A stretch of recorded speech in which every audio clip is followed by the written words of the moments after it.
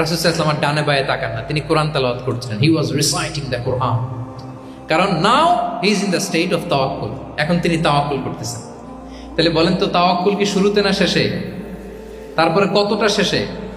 আপনার চেষ্টা, আপনার তদবির, আপনার লবিং, আপনার এফর্ট, আপনার সাধ্যের নাগালে থাকা সব কিছু উজাড় করে দেওয়ার পরে আপনি বলবেন তাওয়াক্কালতু।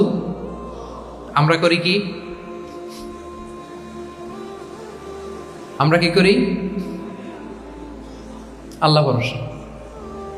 ভাই কি প্ল্যান আপনার? হুজুর আল্লাহ ভরসা। এবার বলেন, এটা হয়েছে? এটা কি আসলে দ্য প্রপার কনসেপ্ট অফ তাওয়াক্কুল হয়েছে প্রিয় ভাই এবং বোনেরা? হয় নাই। কারণ তাওয়াক্কুল is always at the second step, the first step is your effort. আপনি আপনার সাধ্যের সবটুকু করবেন, তারপর কি করবেন? ক্লিয়ার?